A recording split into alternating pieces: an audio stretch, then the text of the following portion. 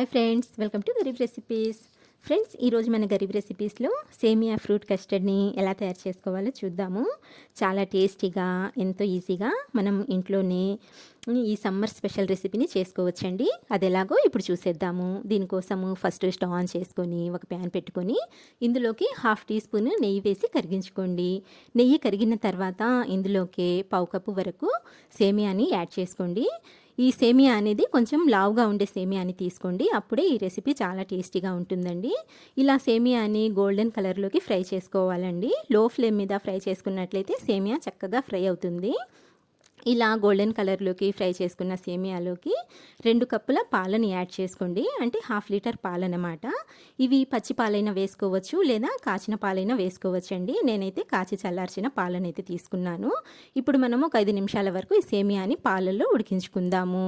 సేమియా ఉడికేలోపు ఇక్కడ వేరొక బౌల్ తీసుకొని ఇందులోకి 2 టేబుల్ స్పూన్ల కస్టర్డ్ మిక్స్ని వేసుకొని, అలాగే 1/2 కప్పు పాలని యాడ్ చేసుకొని ఇందులో ఎలాంటి ఉండలు లేకుండా ఇలా చక్కగా కలిపేసుకుందాము. చూడండి, ఈ విధంగా చక్కగా కలుపుకున్న ఈ మిక్స్ని రెడీగా పక్కన పెట్టుకోండి. ఈలోపు ఇక్కడ మనకు సేమియా కూడా ఉడికిపోయి ఉంటుందండి. నేను మీకు చూపిస్తాను. ఇలా ప్యాన్కి అంటుకున్న మీగడని స్క్రాప్ చేసుకుంటూ పాలల్లో కలిపేసుకోండి. ఇప్పుడైతే సేమియా ఉడికిందో లేదో చెక్ చేసుకుందాము. మనము ఈ సేమియాని ఇలా పట్టుకొని ప్రెస్ చేసినప్పుడు ఈజీగా కట్ అవ్వాలన్నమాట. చూస్తున్నారు కదండి, ఇలా ఈజీగా కట్ అయితే మనకు సేమియా అనేది పర్ఫెక్ట్గా ఉడికిపోయినట్టు అర్థం అనమాట. ఇందులోకి 1/2 కప్పు వరకు పంచదారని యాడ్ చేసుకోండి. అంటే 1/2 లీటర్ పాలకి 1/2 కప్పు పంచదార అయితే కరెక్ట్గా సరిపోతుందండి స్వీట్నెస్ అనేది.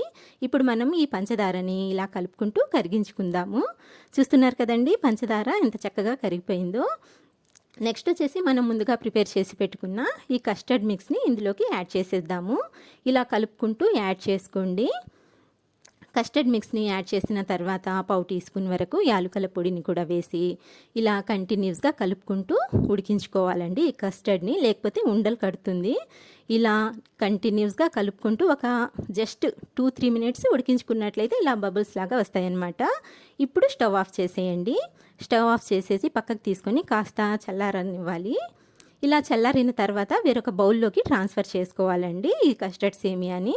ఇప్పుడు మనము ఈ బౌల్ని ఒక 2-3 గంటల వరకు ఫ్రిడ్జ్లో పెట్టేసుకుందాము. నేనైతే 4 గంటలు పెట్టేశానండి. 4 గంటల తర్వాత బయటికి తీశాను. చూడండి, నేను మీకు టెక్స్చర్ చూపిస్తాను. ఎంత క్రీమీగా ఎంత బాగుందో చూడండి. ఇప్పుడు మనము దీన్ని సర్వ్ చేసుకుందాము.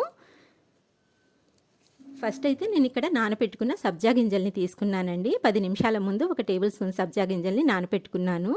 ఫస్ట్ ఇలా సబ్జా గింజల్ని యాడ్ చేసుకున్న తర్వాత మనం ప్రిపేర్ చేసుకున్న ఈ సేమియా కస్టర్డ్ని ఒక లేయర్ లాగా వేసుకోవాలి. దీనిపైన వచ్చేసి ఫ్రూట్స్ని యాడ్ చేసుకోండి. ఇక్కడ మీకు నచ్చిన ఫ్రూట్స్ని యాడ్ చేసుకోవచ్చండి. నేనైతే యాపిల్, ద్రాక్ష, దానిమ్మ గింజల్ని తీసుకున్నాను. ఇలా ఫ్రూట్స్ని యాడ్ చేసుకున్న తర్వాత ఒక లేయర్ లాగా డ్రై ఫ్రూట్స్ని కూడా యాడ్ చేసుకోండి. బాదం పప్పు, పిస్తా పప్పు, అలాగే జీడిపప్పుని తీసుకున్నాను. ఇలా డ్రై ఫ్రూట్స్ని యాడ్ చేసుకున్న తర్వాత ఇంకొక లేయరు మనము ఈ సేమియా కస్టర్డ్ని యాడ్ చేసుకుందాము. అలాగే సేమ్ అన్నమాట. ఫస్ట్ ఫ్రూట్స్, నెక్స్ట్ వచ్చేసి డ్రై ఫ్రూట్స్. మనం ఫస్ట్ ఎలా అయితే వేసామో ఈసారి కూడా అలానే వేసుకోవాలన్నమాట. ఇలా సర్వ్ చేసుకున్నట్లయితే టేస్ట్ అనేది చాలా అంటే చాలా బాగుంటుందండి. అన్ని ఫ్లేవర్స్ మనకు తినేటప్పుడు క్లియర్గా తెలుస్తాయి అన్నమాట. టేస్ట్ సూపర్గా ఉంటుంది.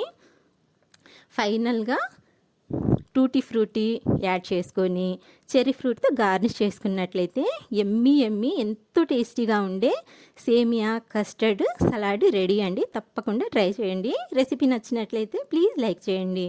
ఇంకొక వీడియోతో మళ్ళీ కలుస్తాను. బాయ్.